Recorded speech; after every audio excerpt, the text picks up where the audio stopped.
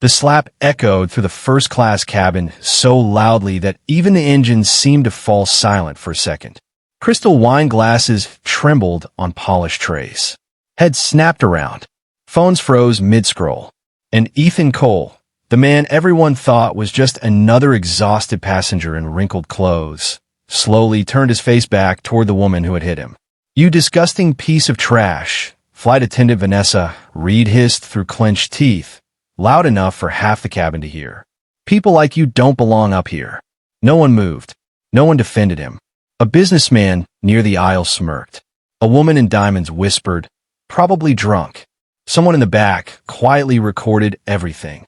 Ethan stared at Vanessa for 3 long seconds, then calmly bent down and picked up the cup of coffee that had spilled across his shoes after she slapped it from his hand. His voice was terrifyingly quiet. "Are you absolutely certain," he asked, "that you want to do this in front of witnesses?" Vanessa laughed coldly. "Oh, don't threaten me. I've been flying for 14 years. I know exactly how to deal with people like you." The cabin crew behind her exchanged nervous glances. One of them tugged lightly at Vanessa's sleeve, but she shook him off aggressively. Ethan looked down at his stained jacket. Cheap fabric. Frayed sleeves. He looked nothing like the wealthy passengers surrounding him. In truth, he looked homeless. That was exactly why Vanessa had targeted him from the moment he boarded. First, she accused him of being in the wrong section. Then she demanded to see his ticket 3 separate times. Then she mocked his appearance loudly enough for nearby passengers to hear. And when Ethan accidentally bumped her elbow while reaching for sugar, she exploded. The slap had been the climax. But what nobody on that plane understood was that Ethan Cole was not poor. And he definitely was not powerless. Vanessa crossed her arms proudly while Ethan returned to his seat without another word. The silence around them became suffocating. Even the passengers recording the incident seemed unsettled by how calm he remained. One row behind him, an elderly woman leaned forward nervously. "Sir, are you all right?" Ethan gave her a faint smile. "I will be." Vanessa rolled her eyes and stormed toward the galley. Some people just begged to play victim. 20 minutes later, the plane landed in Chicago. The moment the seatbelt sign switched off, Vanessa felt victorious. She had humiliated him publicly and gotten away with it. In her mind, the situation was over. She couldn't have been more wrong. As passengers began exiting, Ethan remained seated.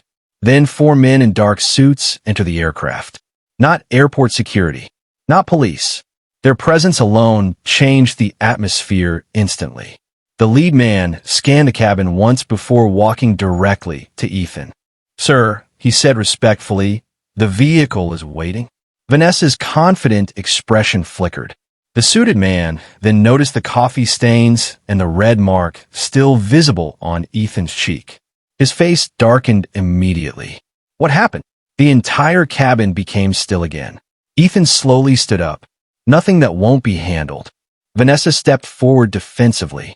"Excuse me, this passenger was being disruptive." The suited man cut her off with a stare sharp enough to slice steel. "You should stop talking." Her stomach tightened. Another crew member quietly whispered, "Vanessa, maybe just let it go." But she doubled down. "I followed airline protocol." Ethan finally looked directly at her again. "No," he said softly. "You followed your prejudice." Then he walked off the plane. The passengers who had recorded everything immediately began checking social media. But none of them could yet understand why the men treated Ethan like royalty. Vanessa forced out a laugh after he left. What? Was he some local politician? Nobody answered. 30 minutes later, her phone rang while she was inside the airport lounge. Her supervisor sounded panicked. "Where are you?" "Just landed." "Why?" "Corporate wants you in a conference call immediately." Vanessa frowned. "About what?" A long pause followed. Then her supervisor whispered, "Do you know who that passenger was?" Vanessa felt irritation rise again. Some arrogant nobody. "No," her supervisor said shakily. "That was Ethan Cole." Silence. The name meant nothing to her at first. Then her blood turned cold. Ethan Cole, founder of Cole Technologies. Billionaire investor. owner of the private aviation company that had just finalized a multi-billion-dollar partnership with her airline 2 weeks earlier. The same man who famously avoided media attention and often traveled disguised to observe how ordinary people were treated. Vanessa nearly dropped her phone. Her mouth went dry. That's impossible. Impossible? Her supervisor snapped. There are already videos online with 8 million views. Do you understand what you've done? Vanessa's hands began trembling violently. No, listen, he provoked me. He hasn't said a single word publicly, the supervisor interrupted, which honestly terrifies us more. Vanessa felt the floor vanish beneath her. What does that mean? It means the board is involved now. At that exact moment, her email notifications exploded. Suspension notice, internal investigation, mandatory termination review, media inquiries. She stared at the screen in horror. Her 14-year career, the thing she had sacrificed relationships, holidays, and her entire youth for, was collapsing in real time. And the worst part? Ethan still hadn't done anything. By evening, every major platform carried the video. Flight attendant assaults passenger. Billionaire humiliated after being mistaken for a homeless traveler. First-class discrimination scandal goes viral. People dissected every frame mercilessly. The slap, the insults, her sneer, his calm response. Former employees began surfacing online with stories about Vanessa's behavior toward passengers she considered low-class. Some claimed she routinely mocked economy travelers. Others described cruel comments about appearances, accents, or clothing. The internet smelled blood. By midnight, reporters surrounded Vanessa's apartment building. Inside, she sat frozen on her couch while news anchors replayed the slap over and over again. Then another notification appeared. Termination meeting, 8 a.m. She barely slept. At 7:52 the next morning, Vanessa entered airline headquarters with shaking legs. No one greeted her. Co-workers avoided eye contact completely.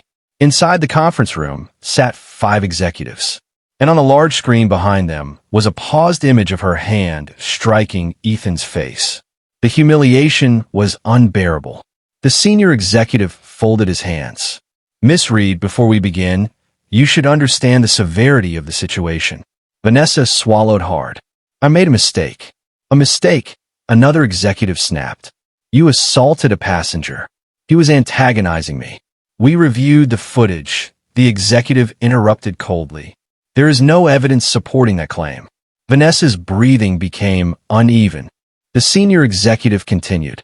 Do you understand the financial consequences this incident has created? She stared blankly. The partnership with Cole Aviation has been suspended pending investigation. Her eyes widened in horror. That deal alone was worth billions. We have already lost 23% of our market value since last night, he continued. Vanessa whispered, "Oh my God." Then the door opened behind her.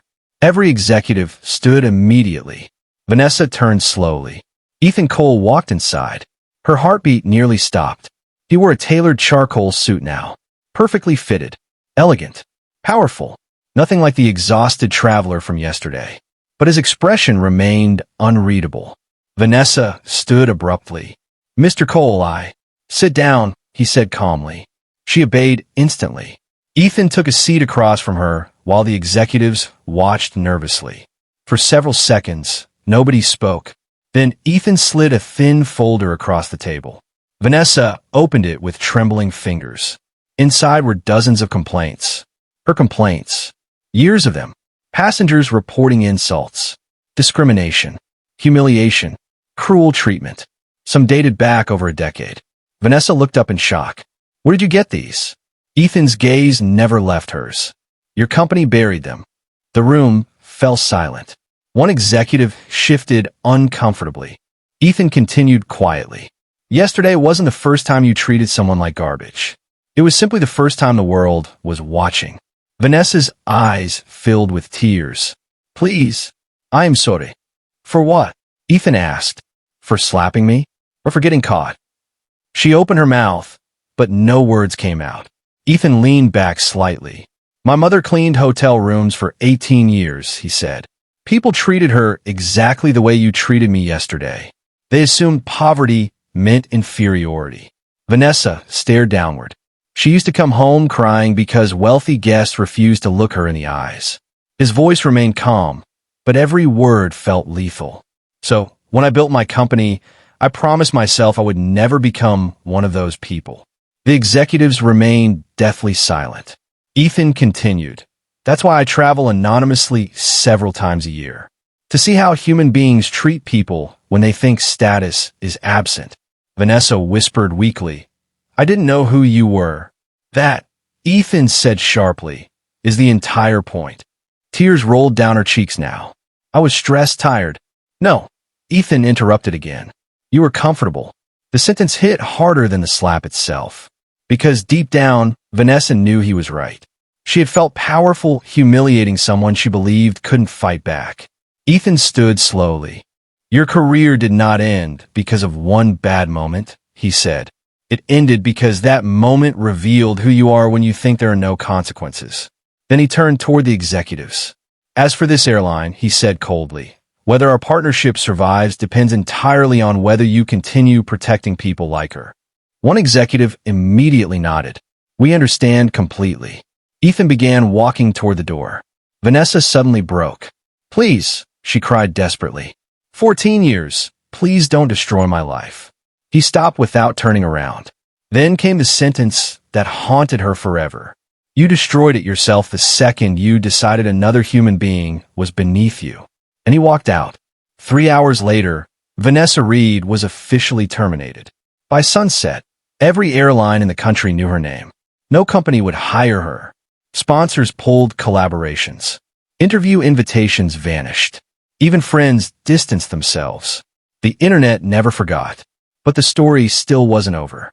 Because later that night, Ethan did something nobody expected. He posted exactly one statement online. No insults. No revenge. No celebration. Just 7 words.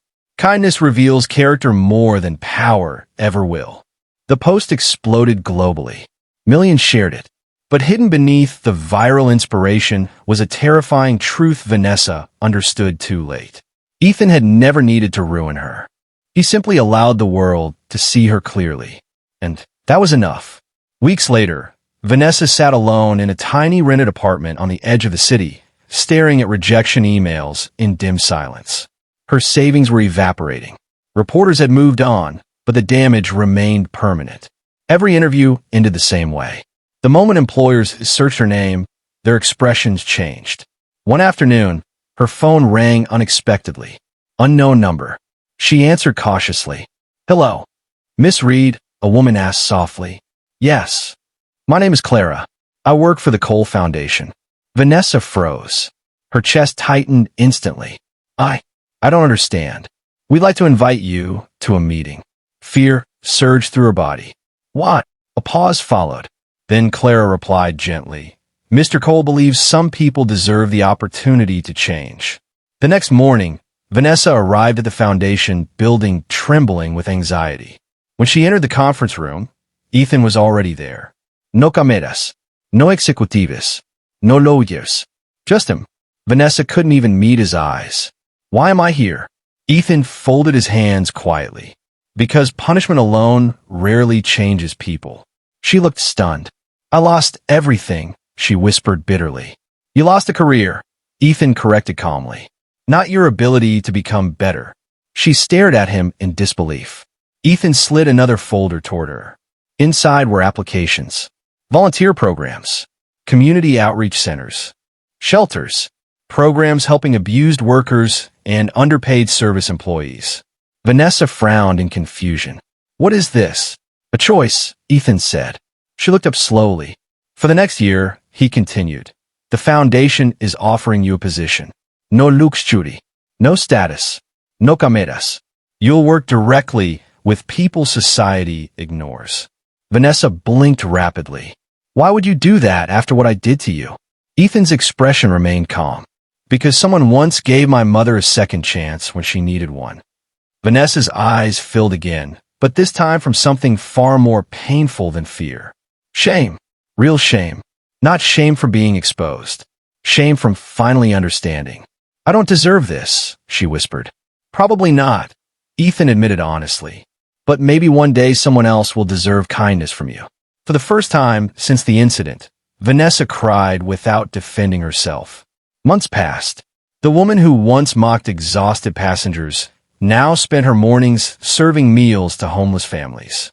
She listened to single mothers describe being treated like dirt by wealthy clients. She watched janitors get ignored in office buildings. She met people wearing the same tired clothes Ethan had worn that day on the plane. And, slowly, something inside her began breaking apart. One winter evening, Vanessa stood outside a shelter handing blankets to new arrivals when an older man approached nervously. "You missed one," he said quietly, pointing toward a teenager sitting alone nearby. Vanessa grabbed another blanket immediately and walked over. The boy looked embarrassed accepting it. "Thank you," he muttered. Then he added something that made her chest ache. "Most people don't even see me." Vanessa froze, because once upon a time, she hadn't seen people either. Not really. That night, sitting alone in her apartment, she finally understood the full weight of what Ethan had meant. Power doesn't reveal character.